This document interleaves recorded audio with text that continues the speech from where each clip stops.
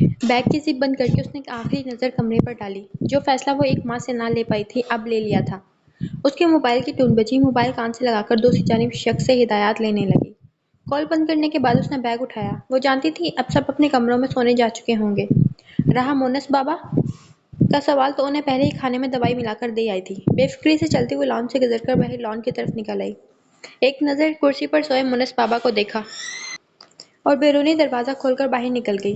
گلی کے کونے پر کھڑی بلیک کار کی لائٹس روشن تھی۔ وہ چلتے ہوئے اس کے پاس پہنچی اور پچھلی نشست کا دروازہ کھول کر اندر بیٹھ گئی۔ چلیں؟ ڈرائیونگ سیٹ پر بیٹھے شخص نے اسے دیکھتے ہوئے پوچھا۔ آنکھوں میں اترتی نرمی کو اندر دھکیلتے اس نے اس بات میں سر ہلا دیا۔ مجبوری کے رشتے دکھ تکلیف کے سوا کچھ نہیں دیتے۔ اس نے سر پیچھے سیٹ سے ٹکا کر آنکھیں موند لیں۔ اس اندھیری رات میں وہ سیاہ گاڑی آگے بڑھتی اپنے پیچھے کسی کی زندگی کو بھی تاریکی میں بدل گئی تھی۔ صبح آفس کے لیے تیار ہوتے ہوئے مسلسل شہریار عالم کے بارے میں سوچ رہی تھی جب اس کے موبائل پر کال آنے لگی۔ بیڈ پر رکھا موبائل اٹھا کر سامنے کیا تو علی کالنگ لکھا ہوا تھا۔ وہ حیرت سے اس نام کو دیکھنے لگی۔ اسے یاد نہیں تھا یہ نمبر کب کیسے اس نام سے اس کے موبائل میں سیو کیا۔ اس نے کال یس کرتے موبائل کان سے لگایا۔ السلام علیکم۔ وعلیکم السلام۔ مسز علی سے بات کرنی ہے۔ شہریار کی شوخ گمبھیر آواز اسپیکر سے ابھری۔ لیکن میں کسی علی کو نہیں جانتی، مسز علی نے اپنے دھڑکتے دل کو قابو کرتے ہوئے اس سے کہا۔ اچھا، مجھے تو لگا ایک آپ ہی ہیں جو علی کو جانتی ہیں۔ کل بار بار شہریار کو مخاطب کرتے ہوئے نیلم بیگم کے منہ سے ادا ہوتا علی اسے بہت کچھ سمجھا گیا تھا۔ کیا وہ چاہتے تھے کہ ماں کی طرح ہنا بھی انہیں اس نام سے پکارے؟ ہاں، تبھی تو ایک دنیا کے لیے شہریار عالم منصور اس کے لیے صرف علی تھے۔ کیا ہم مل سکتے ہیں؟ خاموشی طویل ہونے لگی تو وہ بولی۔ ابھی؟ ہاں ابھی۔ مجھے آفس جانا ہے۔ نہ ملنے کا بہانہ بھی غلط نہیں تھا۔ میں ڈراپ کر دوں گا۔ حل بھی فوراً پیش کیا گیا۔ ٹھیک ہے، کچھ سوچ کر ہنا نے حامی بھری۔ تھوڑی دیر بعد اسے شہریار کے آنے کی اطلاع مل چکی تھی۔ وہ بیگ اور موبائل اٹھا کر باہر چلی آئی جہاں وہ کار میں بیٹھا اس کا انتظار کر رہا تھا۔ تیار ہو کر آفس جانے سے پہلے وہ ماورا کے کمرے کی طرف بڑھا۔ روز جانے سے پہلے اسے مل کر خدا حافظ کہنا اس کی عادت میں شامل ہوتا جا رہا تھا۔ دروازے پر پہنچ کر اس نے ناک کیا۔ یقین تھا وہ ابھی بھی سو رہی ہوگی۔ امتحان کے بعد سے اس کی چھٹیاں تھیں جس کے باعث اب وہ دیر سے اٹھا کرتی تھی۔ فوزیہ چنگیزی نے اس بات پر اعتراض اٹھایا تھا لیکن ابھی وہ بچی ہے یہ کہہ کر حسین چنگیزی نے ان کا اعتراض رد کر دیا۔ کچھ دیر انتظار کرنے کے بعد جب اندر سے کوئی جواب نہ آیا تو وہ دروازہ کھول گیا مگر خالی کمرہ اس کا منہ چڑھا رہا تھا۔ یہ کہاں گئی؟ کمرے میں نظر دوڑا کر وہ باہر نکلنے کو تھا کہ رکا، پلٹا اور چلتا ہوا ڈریسنگ ٹیبل کے سامنے آیا۔ آئینے پر چسپاں کاغذ کھینچ کر اتارا۔ فرزام، رشتے زبردستی نہیں بنائے جاتے۔ اگر جو مجھے علم ہوتا آپ اور سجاد ایک دوسرے کو پسند کرتے ہیں تو میں کبھی یہ نکاح نہ کرتی۔ لیکن اب بھی دیر نہیں ہوئی۔ میں دوسری ہنا نہیں بننا چاہتی تبھی یہاں سے جا رہی ہوں۔ سجاد سے شادی کر لیجیے گا۔ آپ صبح کمرے میں آئیں گے اس لیے خط چھوڑ کر جا رہی ہوں۔ مجھے ڈھونڈنے کی کوشش ہرگز نہیں کیجیے گا۔ فرزام ساکت کھڑا بے یقینی سے ان چند لائنوں میں گھلے زہر کو کئی بار اپنی رگوں میں اتار چکا تھا مگر یقین تھا کہ آ کر ہی نہیں دے رہا تھا۔ پھپھو، پھپھو! ہوش میں آتے ہی وہ ہنا کو پکارتے کمرے سے باہر بھاگا۔ لاؤنج میں صبا، فوزیہ اور حسین چنگیزی موجود تھے۔ اس کی آواز سن کر ایک دم اٹھ کھڑے ہوئے۔ کیا ہوا؟ کیوں چلا رہے ہو؟ فوزیہ چنگیزی نے سوال کیا۔ پھپھو کہاں ہے؟ فرزام نے پاس آ کر بے قراری سے پوچھا۔ اسے امید تھی کہ ہنا اس بات سے آگاہ ہوگی ماورا کہاں گئی ہے۔ وہ تو جلدی آفس چلی گئی، اب وہیں ہوگی۔ کیا ہوا ہے؟ حسین چنگیزی بھی ماتھے پر بر لیے سے دیکھ رہے تھے۔ ان کے سوال کو نظر انداز کرتی نظروں کو نظر انداز کر کے وہ ہنا کو فون ملانے لگا۔ فرزام کچھ پوچھ رہے ہیں ہم، حسین چنگیزی نے برہم لہجے میں کہا۔ بابا، وہ چلی گئی ہے۔ کون چلی گئی؟ ماورا۔ وہ گھر چھوڑ کر چلی گئی ہے۔ اور اس کی بات پر وہاں بیٹھے سب کی نفس کو سانپ سوکھ گیا۔ آدھے گھنٹے کی مسلسل ڈرائیو کے بعد شہریار ہنا کی نہ کرنے کے باوجود اسے ریسٹورنٹ میں لے آئے تھے جہاں وہ ایک دوسرے کے سامنے بیٹھے محو گفتگو تھے۔ ناراض ہونا بجا ہے ہنا، پر پھر بھی میں چاہوں گا تم میرے حق میں فیصلہ دو۔ کیا اتنا آسان ہے سب بھول جانا؟ اس نے شکوہ کنہ نظروں سے دیکھتے ہوئے پوچھا۔ تمہیں پورا حق ہے ناراضگی جتانے کا لیکن یہ ناراضگی میرے ساتھ میرے پاس رہ کر جتاؤ۔ میں اپنی پوری کوشش کروں گا تمہیں منانے کی۔ شہریار کی معنی کی اس بات پر اس نے گڑبڑا کر نظریں جھکائیں۔ میرے موبائل میں نمبر آپ نے سیو کیا تھا؟ اسے اب یاد آیا تھا۔ ہاں، جب تم کل کچن میں گئی تھی تب ٹیبل سے تمہارا موبائل اٹھا کر نے ایک فریضہ انجام دیا تھا۔ لیکن آپ اس سے پہلے وہ مزید کچھ کہتی ٹیبل پر رکھے موبائل پر فرزام کی کال آنے لگی۔ اس نے ایکسکیوز کرتے فوراً کال ریسیو کی۔ السلام علیکم فرزام۔ دوسری جانب سے بس شور سنائی دے رہا تھا۔ وہ ایک دم پریشان ہو اٹھی۔ فرزام، کیا ہوا ہے؟ کچھ بولو۔ کیا ہوا؟ شہریار بھی فوراً سنجیدہ ہوئے۔ پتہ نہیں ہے۔ اور پھر دوسری جانب سے فرزام کے منہ سے ادا ہوئے الفاظ اسے ساکت کر گئے۔ ماورا نہیں۔ کیا ہوا؟ مجھے گھر جانا ہے۔ شہریار کا انتظار کیے بغیر وہ موبائل اور بیگ اٹھا کر ریسٹورینٹ سے باہر بھاگی۔ شہریار بل ادا کر کے خود بھی اس کے پیچھے آئے۔ ہنا رکو، گاڑی میں بیٹھو۔ اسے بٹھا کر وہ خود ڈرائیونگ سیٹ سنبھال چکے تھے۔ چند منٹ بعد ہی دونوں چنگیزی ہاؤس پہنچ چکے تھے، جہاں ایک سناٹا چھایا ہوا تھا۔ سب کے ہوتے ہوئے بھی یوں گمان ہو رہا تھا جس سے کوئی رہتا ہی نہ ہو۔ فرزام، کیا ہوا؟ ماورا کہاں ہے؟ چلی گئی ہمارے منہ پہ کالک مل کر، فوزیہ چنگیزی انتہائی غصے سے بولی۔ اور اپنے بیٹے کے بارے میں کیا خیال ہے جو ایک کو نکاح میں رکھ کر دوسری سے عشق لڑا رہا ہے؟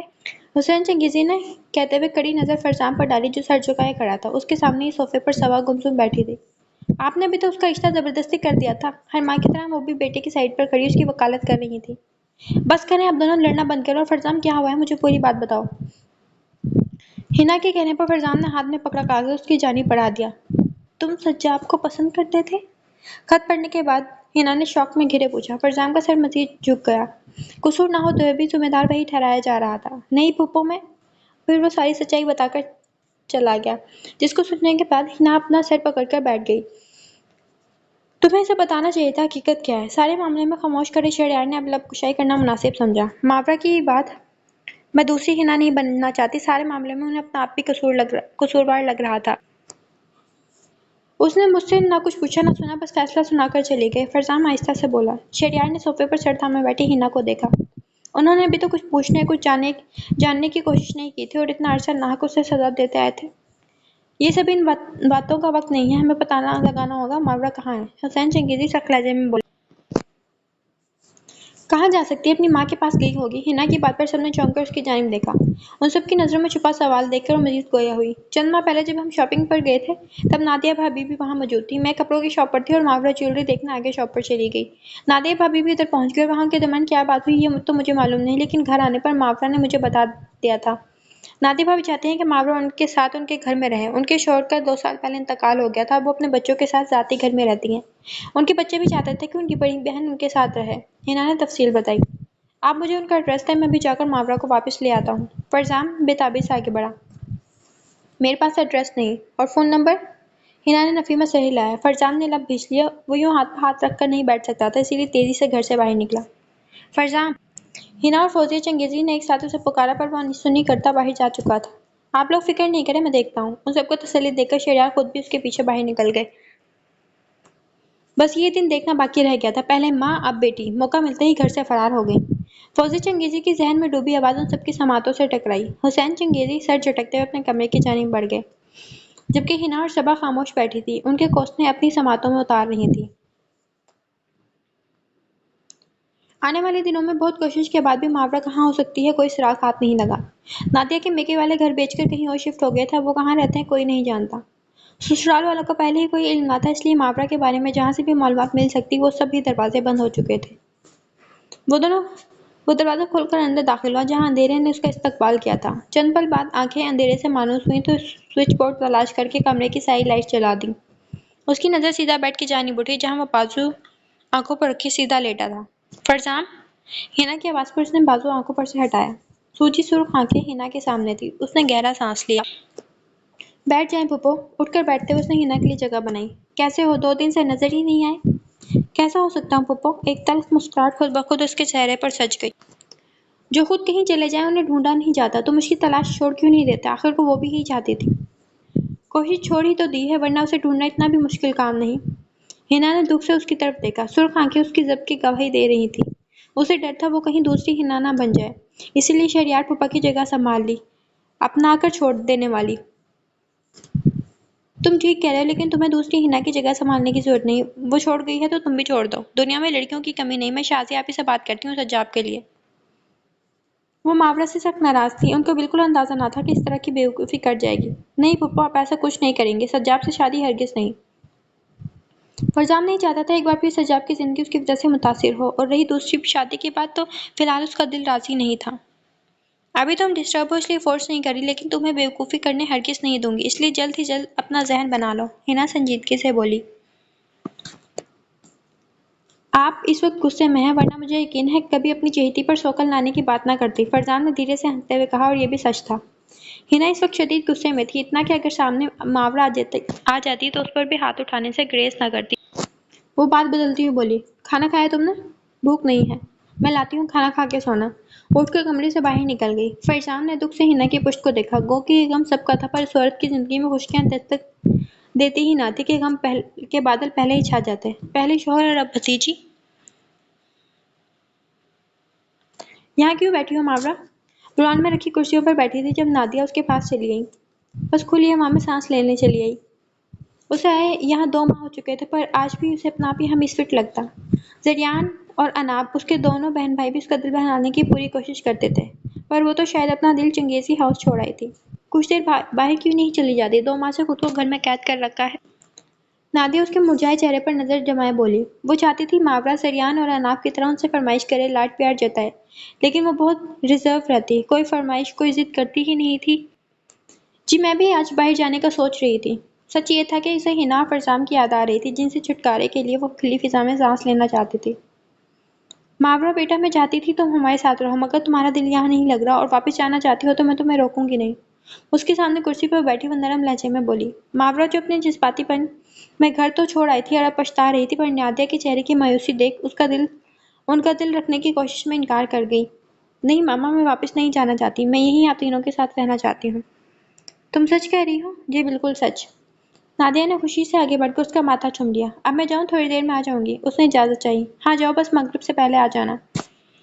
ان کی بات پر سر اس بات میں ہلاتی وہ اٹھ کر گھر سے باہر نکل گئی۔ نادیہ کا گھر سی ویو کے قریب تھا۔ ماورا چلتی ہوئی کافی دور نکل آئی۔ اس نے رک کر بائیں جانب شور مچاتی سمندر کی لہروں کو دیکھا۔ لہروں سے اٹھتا شور بھی اس کے اندر موجود طوفان کو سلا نہیں سکا تھا۔ آنکھوں میں بے اختیار نمی اترنے لگی۔ پلکوں کو چپک کر اس نمی کو اندر دھکیلتے اس نے گہرا سانس لیا اور ایک بار پھر اپنے پیروں پر نظریں جمائے چلنا شروع کر دیا۔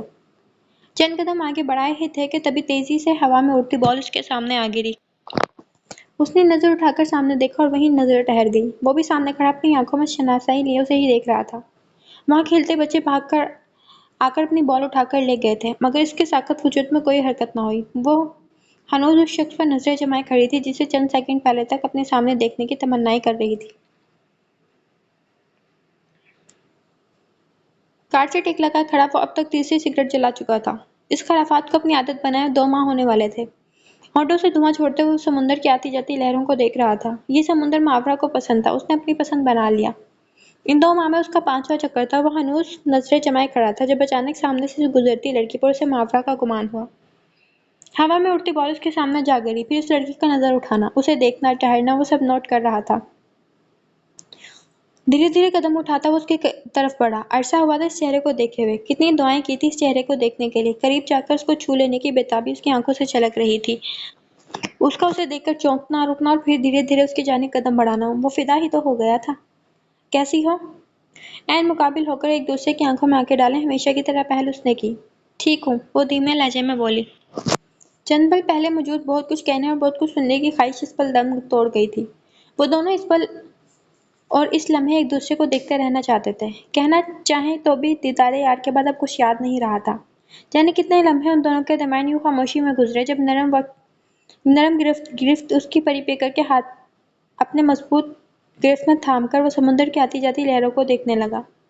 وہ بھی سمندر کی لہروں کو دیکھتی خود کو پرسکون محسوس کر رہی تھی، جب اس کی آواز اس کی سماعتوں سے ٹکرائی۔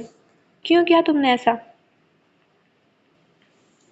افسردہ سی وہ بیگ اٹھایا آفس سے باہر نکلی۔ آج اس نے یہاں ریزائن دے دیا تھا۔ بہت سی یادیں تھیں جنہیں وہ یہاں ساتھ لے کر جا رہی تھی۔ اداس ہو؟ اپنی کار سے ٹیک لگا کر کھڑے شہریار نے قریب آنے پر پوچھا۔ ہنا نے نظریں اٹھائے انہیں دیکھا جو آنکھوں پر سن گلاسز لگائے، گرے پینٹ، وائٹ شرٹ کے آستینوں کو کوہنیوں تک موڑے جاذب نظر لگ رہے تھے۔ کیا نہیں ہونا چاہیے؟ نہیں، اب تمہاری رخصتی ہونے والی ہے، شوہر کے گھر جا رہی ہو اور تمہارا شوہر اس قابل ہے کہ تمہاری ضروریات اور خواہشات کو پورا کر سکے۔ گاڑی میں بیٹھنے کے بعد اس کا چہرہ ہاتھوں میں تھامے بولے تھے۔ ماورا کے باعث ہنا کی رخصتی کو 2 ماہ لیٹ کر دیا گیا تھا، مزید انتظار نہیں کر سکتے تھے۔ اس دوران شہریار نے بھی ہنا کے تمام تر ڈاکومنٹس تیار کروا لیے تھے۔ اب وہ اپنے ساتھ ہی ہنا کو لندن لے جانے کا ارادہ رکھتے تھے۔ اب موڈ ٹھیک کرو اپنا اور مجھے پیاری سے اسمائل دو۔ ہنا دھیرے سے مسکرا دی۔ وہ یوں ہی اس کا بچوں کی طرح دل بہلائے رکھتے تھے۔ تھینک یو آلی۔ اس کی جگہ اگر تم لو یو آلی کہتی تو زیادہ اچھا لگتا۔ گاڑی ڈرائیو کرتے وہ شرارت سے بولے۔ کچھ زیادہ ہی فری نہیں ہو رہے؟ میں بھی آپ سے ناراض ہوں، بھولے مت۔ وہ اسے ایک دم ہی اپنی ناراضگی یاد آئی۔ یار، شہریار نے یار کو لمبا کھینچتے بے بسی سے اسے دیکھا۔ ان کا رومانٹک موڈ کا وہ ایسے ہی ستیہ ناش کر دیتی تھی۔ एक बार मुझसे पूछती तो हक से सवाल करते, मगर नहीं, तुमने बिना कुछ सोचे समझे इतना बड़ा कदम उठा लिया। कम से कम एक बार फुप्पो का ही सोच लेती। सही हकीकत जानने के बाद मावरा सर झुकाए आंसू बहा रही थी। कितनी बड़ी बेवकूफ़ी कर चुकी थी, इसे अब अंदाजा हो रहा था। लोग सवाल करेंगे इसीलिए फुप्पो की शादी के बाद तुम्हारी वजह से लेट हो गई। लेकिन हालात का सामना तो करना ही है। शाम के ढलने का आखिर इंतजार कब तक करेंगे? फरजान ने गहरी सांस ली और नजरें उसके झुके सर से नजर आती सीधी मांग पर जमा दी। इस माह की 15 तारीख को फुप्पो की बारात है। शादी के बाद वो लंदन चली जाएंगी। अगर दिल करे तो शादी में शिरकत करने आ जाना। वो संजीदगी से कहकर जाने लगा जब मावरा ने आगे बढ़कर उसका हाथ थाम लिया। आई एम सॉरी फरजान, मुझसे गलती हो गई, प्लीज मुझे माफ कर दें। वो रोते हुए इल्तिजा कर रही थी। फरजान ने लब भींच लिए। क्या इतना आसान होता है माफ करना? हरगिज नहीं। उसने साबित कर दिया था कि वाकई अपनी फुप्पो का भतीजा है। हिना की तरह आला ज़र्फ़, हिना की तरह नरम दिल। जो हरकत तुमने की है वो माफी के काबिल तो नहीं, पर तुम्हारी नादानी समझकर माफ कर रहा हूँ। लेकिन याद रखना, ये पहली और आखिरी दफा है। उसे तनबीह करता बागी की जानिब कदम बढ़ा रहा था। मावरा खामोशी से उसके पीछे चल दी। फरजान उसे नादिया के घर पर छोड़कर चंगेजी हाउस रवाना हो गया। अब वो जरा भी देर नहीं करना चाहता था। उसने सोच लिया था शहरयार और हिना के साथ वो मावरा की रुखसती भी साथ ही करवा लेगा। सुबह होते ही वो नादिया के साथ चंगेजी हाउस चली गई। उसे देखकर किसी और ने रद्दमल दिया हो या नहीं, फौजिया चंगेजी ने जरूर भड़क कर दिया। मुझे अभी अपनी बहू के तौर पर कतई मंजूर नहीं। इसे अपने साथ वापस ले जाओ। सब इस वक्त लाउंज में रखे सोफे पर विराजमान थे। फौजिया चंगेजी की बात पर मावरा का सर मजीद झुक गया।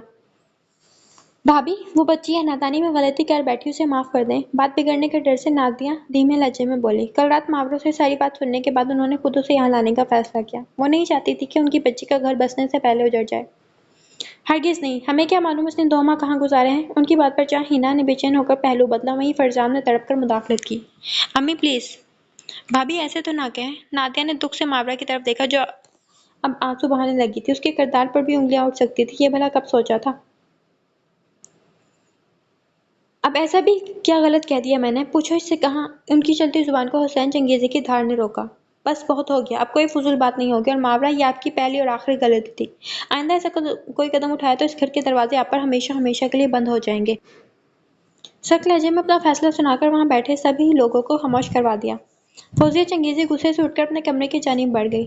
हुसैन चंगेजी बाकी सबको भी वहां से जाने का इशारा कर चुके थे। नादिया भी उठने लगी कि हिना ने रोकना चाहा। भाभी इतने अरसे बाद आई हैं, खाना खाकर जाइएगा। नहीं हिना, बच्चे बच्चे पढ़ने गए हैं, घर पर कोई नहीं, फिर मैं फिर कभी आऊंगी। वो माजरत कहती वहां से चली गई। उनके जाने के बाद हिना अपने कमरे में आई तो मावरा को अपना मुंतजर पाया। फुप्पो, अपने कमरे में जाओ, मुझे तुम्हारी कोई बात नहीं सुननी। लेकिन फुप्पो, एक बार मेरी सुनाई नहीं दिया तुम्हें? जाओ। हिना के गुस्से से बड़े सख्त लहजे पर उसकी आंखों से आंसू बह निकले, मगर वो अपनी जगह ढीठ बनी खड़ी रही। आपको मेरी बात सुननी ही होगी। क्या सुनूं तुम्हारी? हाँ। हिना हाथ की सख्त मुट्ठी बीचे उसके ऐन मुकाबिल आ खड़ी हुई। फुप्पो, मैं मजबूरी में कोई रिश्ता? मावरा की बात बीच में ही काट दी। मजबूरी पता भी है मजबूरी क्या है? न जाने कितनी औरतें होती हैं जिनके शौहर दूसरी शादी कर लेते हैं, या वो रोज मार खाती हैं, गालियां सुनती हैं, फिर भी अपने रिश्ते को निभा रही होती हैं। ये होती है मजबूरी, वो नहीं जो तुम कह रही हो। तुम्हें डर था दूसरी हिना ना बन जाओ, इसलिए तुम शहरयार बन गई। एक मौका नहीं दिया फरजान को अपनी सफाई में कुछ कहने। मावरा के रोने में मजीद रवानी दर आई। उसे सही मानों में आज अपनी गलती का एहसास हुआ था। मुझे माफ कर दें पुप्पो। माफी मुझसे नहीं, उस इंसान से जाके मांगो जो इतना सब कुछ होने के बाद भी तुम्हारी किरदार पर उठती उंगली बर्दाश्त ना कर सका। अब जाओ यहाँ से। हिना ने कहा तो वो अब के रुकी नहीं थी। अपने कमरे में पहुंचकर दरवाजा बंद करने के बाद बेड पर लेटी आंसू बहा रही थी। बात किरदार तक पहुंच जाएगी तो उसने सोचा भी ना था। फौजिया चंगेजी की बातें उसके कानों में गूंज रही थी। उसके रोने में मजीद रवानी आ गई। रात में वो घर आया तो सीधा मावरा के कमरे में गया, मगर कमरा खाली देखकर हिना के पास चला आया। मावरा कहाँ है? हिना जो फोन पर शहरयार से बात कर रही थी, एक आबरूज काकुर से देखा। तुमने कोई रिकॉर्ड तोड़ना है मजनू का? अपनी कही बात पर उसे फोन से शहरयार की हंसी सुनाई दी। आप अब भी नाराज हैं उससे? मुस्कुराहट दबाते उसने बात पलट दी। क्या नहीं होना चाहिए? दो बुतू सवाल हुआ। फरजान ने फीकी मुस्कुराहट के साथ इस्बात में सर हिलाया। छत पर है, जाओ मिल लो। उसे जवाब देकर वो वापस फोन की तरफ मुतवज्जो हुई। फरजान दरवाजा बंद करके पलटा। अब उसका रुख छत की जानिब था। छत पर लगे झूले पर बैठी हुई पूरे चांद पर नजरें जमाए हुए थी। दिल में एक उदासी उतरी हुई थी। थोड़ी देर पहले उसने नादिया से कॉल पर बात की थी। वो उसके लिए फिक्रमंद थी। सब ठीक होने का कहकर उन्होंने तो मुतमईन कर दिया, पर अब खुद उदास बैठी थी। क्या सोच रही हो? फरजान की आवाज़ पर चौंक कर उसे देखा जो झूले पर उसके बराबर आ बैठा था। मैंने दादी जान से किया था कि इस रिश्ते को निभाने की पूरी कोशिश करूंगी। मैं वो वादा भी नहीं निभा सकी। नजरें झुकाए वो अपने हाथों को मसल रही थी। गिल्ट था कि खत्म होने का नाम नहीं ले रहा था। فرزام نے دھیرے سے اس کے ہاتھوں کو تھام لیا۔ کس نے کہا تم وہ وعدہ پورا نہیں کر سکی؟ تم یہاں ہو، میں یہاں ہوں۔ ہم اب بھی ایک رشتے میں بندھے ہیں۔ ہاں ٹھیک ہے، غلطی ہو گئی، پر اپنی غلطی سے سبق حاصل کرو بجائے افسوس کرنے اور آنسو بہانے کے۔ وہ اسے پیار سے سمجھا رہا تھا۔ ماورا نے نظریں اٹھا کر اسے دیکھا، تبھی ہنا کی باتیں اس کے کانوں میں گونجنے لگی۔ آپ مجھ سے ناراض ہیں؟ نہیں، فرزام نے کہا۔ کیوں؟ آدمی تو ایسے نہیں ہوتے، وہ تو اتنی جلدی نہیں مانتے، سزا دیتے ہیں۔ ماورا اس انداز میں بولی کہ فرزام کہکہ لگائے بغیر نہ رہ سکا۔ ماورا نے خفگی سے اسے دیکھا۔ ماورا، میں تم سے ناراض تھا، غصہ بھی بہت آیا تھا، پر کیا کریں؟ یہ جو دل ہے نا، یہ کہاں کسی کی سنتا ہے، اس کے اپنے فیصلے ہوتے ہیں، اپنی من مرضیاں۔ ساری ناراضگی اور غصے کے باوجود یہ تمہارے حق میں فیصلہ دیتا تھا۔ پھر بولا میں تمہیں کیسے سزا دے سکتا تھا جب میرا دل ہی میری نہیں سن رہا؟ فرزام کی صاف گوئی پر وہ ساکت سی اسے دیکھ رہی تھی۔ دونوں کی نظریں ایک دوسرے سے ملی تو ارد گرد سے بیگانہ کر گئی۔ چند لمحوں بعد فرزام اٹھا اور دو زانوں اس کے سامنے بیٹھ گیا۔ میں نے اپنے عمل سے پوری کوشش کی تھی تمہیں اپنی محبت کا یقین دلانے کی، پر شاید کبھی کبھی اظہار ضروری ہو جاتا ہے۔ ہاتھ بڑھا کر اس کے دونوں ہاتھوں کو اپنے ہاتھوں میں تھام لیا۔ آج اس پورے چاند کی رات میں، اس چاند کو گواہ بنا کر میں اعتراف کرتا ہوں کہ میں، فرزام حسین چودھری، مسز ماورا فرزام سے بے انتہا بے تحاشا محبت کرتا ہوں۔ میری روح میں بس چکی ہو تم۔ تم سے الگ ہونے کا خیال ہی میری سانسیں اکھاڑنے لگتا ہے۔ میرا وجود تم بن ادھورا ہے۔ کیا تم میری زندگی میں شامل ہو کر اسے مکمل کرنا پسند کرو گی؟ وہ سراپا سوال بنا اس کے جواب کا منتظر تھا۔ ماورا کو تو یقین نہیں آ رہا تھا کہ محبت اس پر اس قدر مہربان ہو سکتی ہے۔ مسز، میں آپ کے جواب کا منتظر ہوں۔ اس کی خاموشی پر فرزام نے پھر پوچھا۔ ہونٹوں پر تبسم، آنکھوں میں بے اختیار آنسو بہہ نکلے، اور اس نے اس بات میں سر ہلایا۔ ہاں، دل و جان سے کروں گی۔ اس کے جواب پر وہ بے اختیار اٹھا اور اسے باہوں میں بھر کر گھمانے لگا۔ ان کی کھلکھلاتی ہنسی اور اس سیاہ رات میں پھیلی پورے چاند کی روشنی ان دونوں کے ملن کی گواہ ٹھہری تھی۔ وہ اس وقت اپنے کمرے کی بالکنی میں کھڑی باہر برستی بارش کو دیکھ رہی تھی۔ ایک ہفتہ ہو گیا تھا اسے اور شہریار کو لندن آئے ہوئے۔ تب سے ہی اب تک یہ تیسرا دن تھا کہ بارش رکنے کا نام نہیں لے رہی تھی۔ لندن کا یہ بھیگا موسم اس وقت اسے کافی اچھا لگ رہا تھا۔ کیا کر رہی ہو یہاں؟ بیمار پڑ جاؤ گی۔ شہریار نے پیچھے سے اسے اپنے حصار میں لیا۔ اتنی بھی کمزور نہیں ہوں میں۔ ہینا نے اپنا سر ان کے کاندھے پر ٹکا دیا۔ دونوں کی نظریں سامنے بھیگتے شہر کو دیکھ رہی تھی۔ سب کتنا خوبصورت ہو گیا ہے نا؟ شہریار نے کہتے اس کا رخ اپنی جانب کیا۔ مجھے ہمیشہ افسوس رہے گا کہ ہماری قیمتی سال میری بدگمانی کے نظر ہو گئے۔ وہ اس کی آنکھوں میں جھانکتے ہوئے بولی۔ آلے، جو ہونا تھا ہو گیا، ماضی پر اختیار نہیں، پر ہمارے آج پر ہمارا مکمل اختیار ہے۔ ہم دونوں مل کر اسے خوبصورت بنائیں گے تاکہ مستقبل میں یاد کرنے کے لیے ہمارے پاس بہت سے حسین لمحات موجود ہوں۔ ہنا کی بات پر ایک جاندار مسکراہٹ نے ان کے لبوں کو چھوا۔ وہ جھکے اور جیسے یہ لمحہ ٹھہر سا گیا تھا۔ خوبصورت لمحات میں سے یہ لمحہ مستقبل کے لیے درج کیا جا رہا تھا۔ چند سیکنڈز بعد وہ دور ہٹے تو کوسوں غذا کے رنگ سے اس کا چہرہ گلنار ہو رہا تھا۔ بیوٹیفل، وہ بولے۔ آپ بھی نا؟ وہ مصنوعی خفگی سے انہیں پیچھے دھکیل کر اندر کی جانب بھاگ گئی۔ شہریار نے ہنستے ہوئے اس کی پشت کو دیکھا اور پھر اوپر آسمان پر۔ ان کا دل سجدہ ریز ہوا تھا ایک با حیا شریک سفر کی ہمراہی پر۔ جب شام ڈھلے کبھی تو دیدار تیرا مجھے چاہیے، میری روح میں جو اتر سکے وہ پیار مجھے چاہیے۔ سراب ہوں نہ عذاب ہوں، بس غربتوں کا حساب ہوں، وہ عشق مجھے چاہیے جو ایک رات مجھے چاہیے۔ ایک ہاتھ میں موبائل اور ایک ہاتھ میں کپ پکڑے وہ کافی پی رہی تھی۔ ساتھ ہی موبائل پر اپنی شادی کی تصویریں بھی دیکھ رہی تھی۔ نادیہ کی خواہش پر اس کی رخصتی ان کے گھر سے ہوئی تھی، جس پر سب نے ہی رضامندی کا اظہار بھی کیا۔ ماورا بھی بے حد خوش تھی۔ باپ کی شفقت نہ سہی، کم از کم ماں کی دعاؤں کا حصار تو اس کے لیے موجود تھا۔ وہ ایک کے بعد ایک بغور تصویریں دیکھنے میں مگن تھی جب کمرے میں اسے فرزام کی آواز سنائی دی۔ وہ ٹیرس سے اٹھ کر اندر چلی آئی جہاں فرزام آئینے کے سامنے کھڑا تیار اسے گھور رہا تھا۔ ہم غالباً اپنے ہنی مون پر آئے ہوئے ہیں۔ وہ اس وقت ماورا کی خواہش پر نادرن ایریاز آئے ہوئے تھے۔ کسی اور ملک جانے سے پہلے وہ پاکستان کی خوبصورتی کو دیکھنا چاہتی تھی۔ غالباً نہیں، یقیناً ہم اپنے ہنی مون پر آئے ہیں، لیکن یہاں آ کر تو آپ نے لڑکیوں کو بھی مات دے دی۔ میں اتنی دیر سے تیار ہوں پر آپ کی تیاری ابھی تک مکمل نہیں ہوئی، وہ غصے سے اسے دیکھتی ہوئی بولی۔ بلو جینز کے ساتھ بلیک ٹی شرٹ اور اس پر بلیک جیکٹ پہنے، پیروں میں وائٹ شوز، اس کی تیاریاں آج واقعی دیکھنے کے لائق تھیں۔ ہاں تو اپنی بیوی کے لیے زیب و زینت اختیار کرنا میرے نبی کا حکم ہے۔